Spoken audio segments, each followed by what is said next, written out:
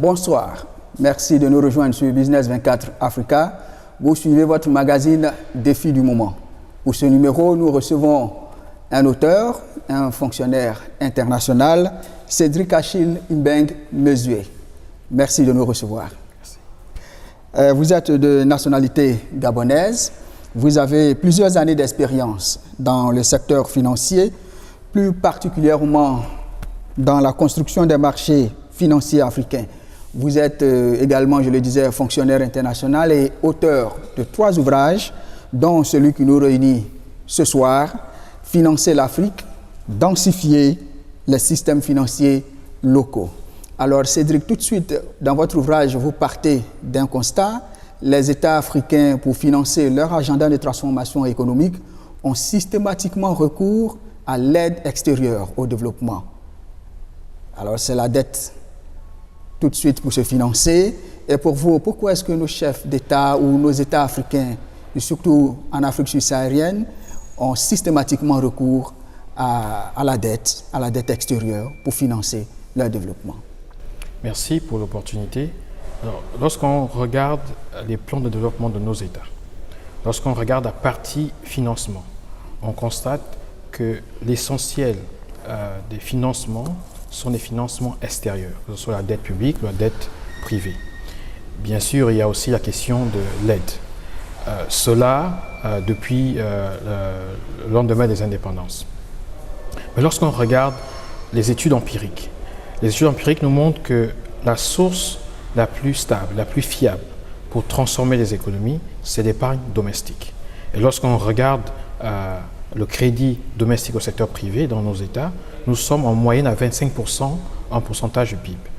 Cela veut dire quoi? Cela veut dire que l'Afrique est sous-financée. L'épargne domestique n'est pas suffisamment mise au service de la production des biens et services dans nos économies. Et cela est un vrai souci parce que c'est cet indicateur qui est le plus corrélé à la réduction de la pauvreté et qui est le plus marqué pour soutenir la croissance dans nos États. Okay, vous dites que l'Afrique est sous-financée. On sait que chaque année, c'est près de 60 milliards de dollars en termes de dette extérieure pour financer le développement en Afrique. Ce n'est pas suffisant. Il y a 2 choses. C'est que lorsqu'on regarde la pertinence de la source de financement, c'est le crédit domestique qui est le plus pertinent pour booster la croissance et bien sûr pour réduire la pauvreté. Tous ces capitaux que nous recevons ne sont pas mauvais en soi. C'est bien de recourir à l'endettement extérieur, mais on doit comprendre que l'endettement extérieur ne doit être qu'un complément. Pour soutenir notre financement de manière durable, lorsque vous planifiez votre transformation sur 15-20 ans, si l'essentiel des sources de financement pour le faire dépendent des yo-yo des marchés internationaux, vous voyez bien que la réalisation de votre plan de développement va dépendre de l'extérieur et non des sources domestiques, c'est-à-dire une croissance endogène.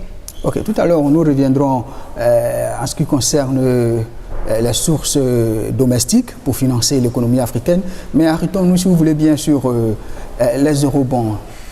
Aujourd'hui, c'est la course aux eurobonds. Les chefs d'État font des levées extraordinaires et avec succès d'ailleurs. Mais vous, dans votre livre, vous utilisez un jeu de mots, parfois inquiétant, eurobond ou eurobombe. De quoi parlez-vous? Voilà, alors il faut dire que les eurobonds, on va mettre au curseur en 1963. On peut parler du premier eurobond. De quoi s'agit-il? C'est tout simplement une dette obligataire émise dans une monnaie différente de la vôtre. Donc ça peut être en euros, ça peut être en dollars, ça peut être en yens, ça peut être en rand. Donc pendant longtemps, le marché de New York était le marché le plus prisé pour lever les fonds en dollars et le marché aussi suisse aussi était très prisé. Ensuite, en 1963, il y a eu des réformes au niveau des États-Unis et donc le marché de Londres a mis en place un système fiscal attractif qui a créé un marché offshore dollar. Et donc, la première émission du gouvernement belge sur le marché offshore dollar en 1963 peut être considérée comme le premier eurobond.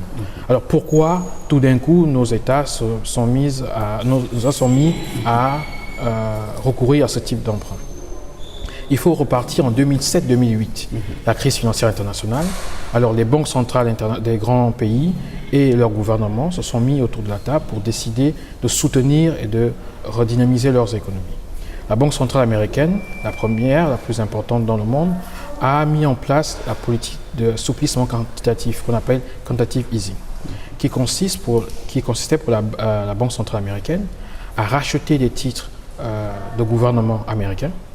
En achetant massivement ces titres, le prix de ces titres montait, donc son rendement baissait, c'est une fonction inverse, et donc le rendement devenant très faible, quasi nul, ce mécanisme faisait en sorte que les investisseurs se désintéressaient de ce genre de titres et allaient plutôt investir dans les titres du secteur privé et booster ainsi l'investissement et donc la croissance.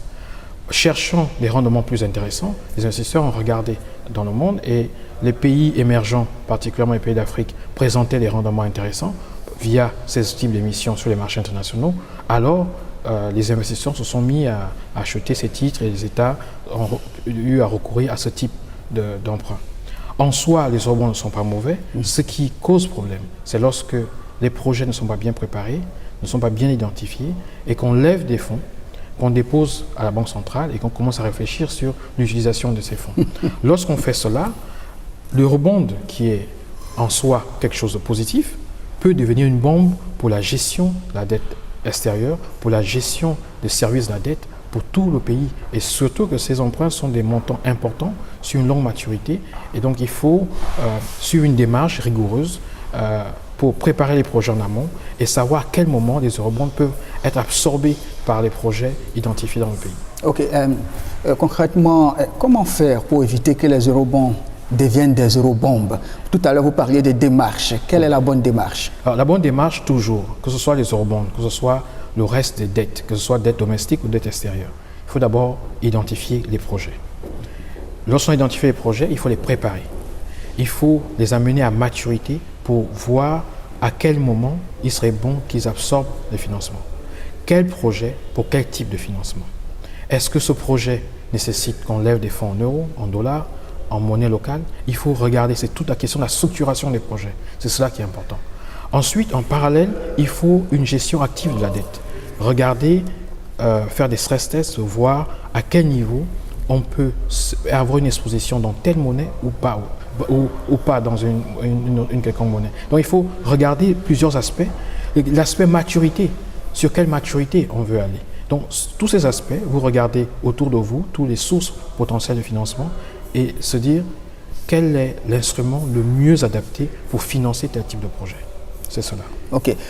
Dans votre ouvrage, Fait marquant, vous démontrez, avec exemple à l'appui, que l'Afrique dispose de ressources internes nécessaires à son développement. Alors, question, de quoi disposons-nous pour nous développer?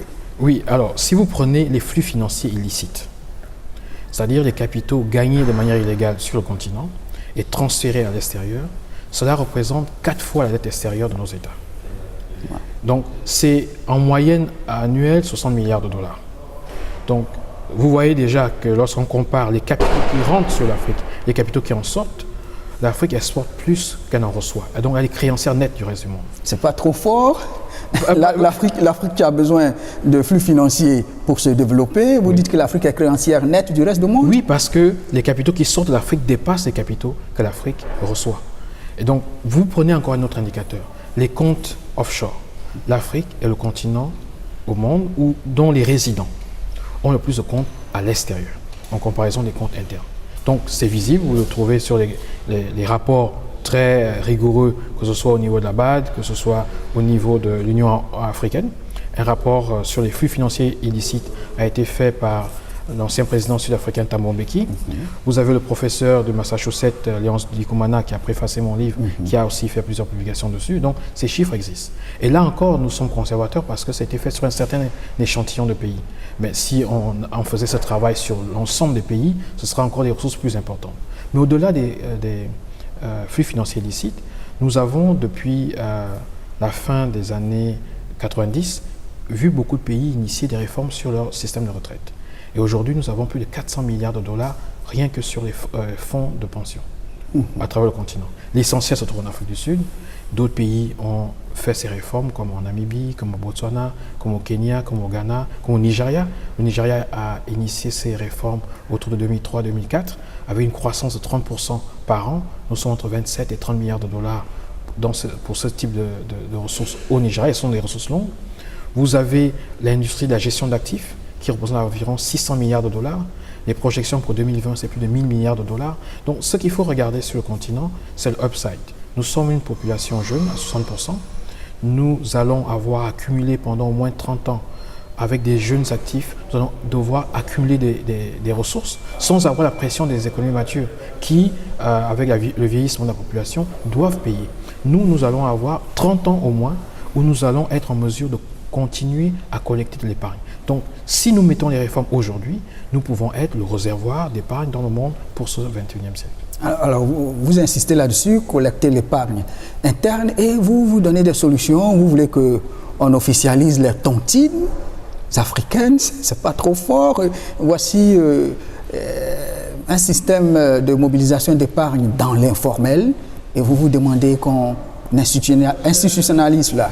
Alors, dans cette forme, il faut comprendre. C'est-à-dire que lorsqu'on regarde les taux d'épargne sur le continent, en moyenne, nous sommes à moins de 20%. Je parle toujours de moyenne. C'est bien différent en Afrique du Sud, c'est bien différent en Afrique du Nord. Mais lorsque vous regardez, en moyenne, nous sommes à moins de 20%. Mais lorsque vous regardez les consommateurs sur le continent, les ménages, ces ménages épargnent. Ce n'est pas parce que cet argent ne se trouve pas nécessairement dans les banques, mais ces ménages épargnent sous d'autres formes. Parce que nos systèmes financiers, pour la plupart, sont défaillants. Donc, lorsque les gens travaillent et prennent cet argent, le mettent dans des tontines ou dans d'autres formes d'épargne, cela représente une manne financière intéressante et importante qui finance l'économie réelle. Tout ce que vous voyez comme commerce dans les rues d'Abidjan, dans d'autres grandes capitales, très souvent, c'est financé par ces formes de ce source de financement. Donc la question... Donc un chauffeur de taxi à Abidjan, du Waro, qui finance les taxis communaux, c'est avec l'argent de la tontine. C'est très souvent avec ce type d'argent. On ne voit pas cela au niveau des crédits, mais on le voit au niveau de l'informel avec ce type de financement. Donc c'est nous, les financiers, et aussi les décideurs, de réfléchir sur cette question et de regarder comment aider ces systèmes-là à rentrer dans le financement de l'économie formelle.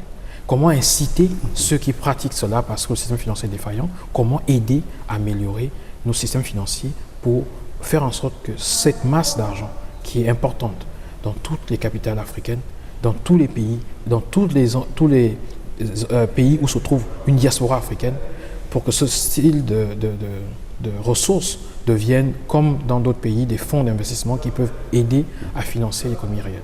D'accord. Donc, mieux utiliser les tontines, les structurer, mais aussi utiliser les fonds de retraite. Mais là, en ce qui concerne les fonds de retraite, est-ce qu'il ne faille pas faire des réformes avant? Oui, bien sûr. Alors, si vous prenez tous les pays que je viens de citer, Afrique australe et quelques pays d'Afrique de l'Ouest, beaucoup de réformes ont commencé fin des années 2000. Et cela, on voit les résultats. Une manière de continuer à approfondir nos systèmes financiers, et donc dans les pays comme beaucoup de pays francophones, c'est de regarder cette question des retraites. Faire en sorte qu'elles soient gérées différemment, adopter des formes modernes et donner à des professionnels de gérer ces retraites-là. Comme cela, on pourra lever plus de capitaux, former de l'épargne, faire en sorte que ces ressources-là servent au financement du développement. Ok, donc quand on voit et densifier le système financier local, vous faites là appel aux banques centrales, vous demandez que les banques centrales voient leur agenda changer. De quoi parlez-vous? Faut-il changer l'agenda de nos banques centrales? Nos banques centrales ne sont-elles pas adaptées? Alors, il y a une chose qui est importante, c'est j'ai regardé le travail des banques centrales sur 300 ans. Lorsque vous regardez, bien sûr, les banques centrales, au départ, beaucoup étaient des banques commerciales auxquelles les gouvernements avaient accordé quelques privilèges. Mais de tout temps, la première mission des banques centrales a toujours été de financer le gouvernement à des taux favorables. Et bien sûr, avec l'autre objectif qui est la stabilité des prix. Cela est bien en soi. Mais lorsque vous regardez l'histoire de tous les pays aujourd'hui développés, à chaque fois qu'ils sont retrouvés devant un certain nombre de challenges, les banques centrales et les gouvernements se sont retrouvés autour d'une table pour contribuer au financement du développement. Vous prenez la fin de la Seconde Guerre mondiale, vous prenez les grandes banques centrales des pays industrialisées aujourd'hui, ces banques centrales ont contribué au financement de l'économie. Bien sûr, il y avait le modèle anglo-saxon qui consiste à passer par le système financier, dont une méthode indirecte pour soutenir l'activité, mais le système de la France, de l'Allemagne et d'autres pays était aussi celui-là de rentrer directement dans certaines activités qui touchent à l'économie réelle. Donc ce que nous demandons aux banques centrales africaines, ce n'est pas d'imprimer des billets et les distribuer. C'est de se dire, nous sommes dans un continent qui a des challenges en termes d'industrialisation, qui a des ressources en termes de crédits qui sont très faibles dans le système formel, qui n'a pas de crédit hypothécaire dans beaucoup de pays, qui a beaucoup de challenges en termes de financement long des infrastructures. Qu'est-ce que la Banque centrale peut faire avec les gouvernements pour soutenir cela? Nous voyons déjà ce rôle de leadership au niveau du Nigeria. La Banque centrale du Nigeria joue un rôle très actif dans le financement de l'économie nigériane. On voit cela en Éthiopie, on voit cela en Ouganda, on voit cela hors d'Afrique avec la Corée, où la Banque centrale l'année dernière a mis 9,5 milliards de dollars dans le Woon Fund pour soutenir l'industrie du transport maritime. Donc c'est ce type d'action que nous attendons des gouvernements. Ce qui n'est pas acceptable, c'est de se retrouver dans des pays où nous avons tous ces défis et qu'une banque centrale dise « je ne m'occupe pas de la production, je m'occupe uniquement de voir si l'inflation ne dépasse pas 2% et en sachant que cette inflation est fabriquée ailleurs. Parce que des économies extraverties tirées par la demande extérieure, l'inflation est très souvent importée. D'accord. Notre entretien tire à sa fin. Si vous étiez devant des chefs d'État africains, que leur diriez-vous? Arrêtez de vous endetter à l'extérieur, regardez plutôt votre épargne domestique et donc plus d'aide publique au développement, stop, l'Afrique peut se développer tout seul. Alors, ce que je dirais, c'est que nous sommes 1,2 milliard d'habitants. 40% de notre population n'a pas accès à l'eau potable. 60% de notre population n'a pas accès à l'assainissement. 70% de notre population n'a pas accès à l'électricité. Nous voyons nos frères, nos sœurs, nos enfants mourir à la Méditerranée. Cela nous touche, cela touche notre dignité lorsqu'on connaît l'histoire de ce continent. Nous allons passer à 2,5 milliards d'ici 30 ans. La pression est très forte. Il faut que nous trouvions des solutions ensemble. Et il n'est pas possible que l'Afrique soit le continent du 21e siècle si nous ne sommes pas capables de créer de l'épargne formelle, de la mobiliser pour financer l'économie réelle sur différentes maturités. Ce n'est qu'à cette condition que le rêve des pères fondateurs peut effectivement devenir une réalité. Si nous ne faisons pas cela, nous allons voir sur les années qui viennent beaucoup de révoltes, nous allons voir une pression sociale et même l'Europe ne sera pas à l'abri parce que personne ne peut être à l'abri d'un tsunami immigratoire qui viendra d'une Afrique qui a 2 milliards de pauvres. Ce n'est pas possible. Je vous remercie. Merci. Comme je le disais, notre entretien tire à sa fin. Alors, Cédric Achille, est-ce que vous avez un dernier mot, un dernier message que vous voulez laisser aux Africains? Alors, le mot central, c'est de dire que nous avons beaucoup de potentiel. Les capitaux disponibles sur le continent sont importants, mais nous avons des systèmes financiers défaillants. Nous devons tous travailler avec humilité pour construire nos systèmes financiers, pour être capables de financer pendant une longue période notre croissance. Mais nous devons le faire sachant que les capitaux extérieurs sont importants, mais ils doivent être des compléments. Nul ne peut rester debout continuellement en comptant sur l'amitié et l'argent de son meilleur ami. Donc c'est à nous de faire cet effort. Je vous remercie. Merci beaucoup. Merci Cédric. Nous rappelons que nous étions avec Cédric Achille Mbeng-Mesue. Il est un fonctionnaire international et il a aidé beaucoup d'États africains à structurer leur marché. Et avec lui, nous parlions de son ouvrage « Financer l'Afrique, densifier les systèmes financiers locaux » et vous l'aurez compris, en un mot, l'Afrique dispose de moyens à l'interne pour s'autofinancer.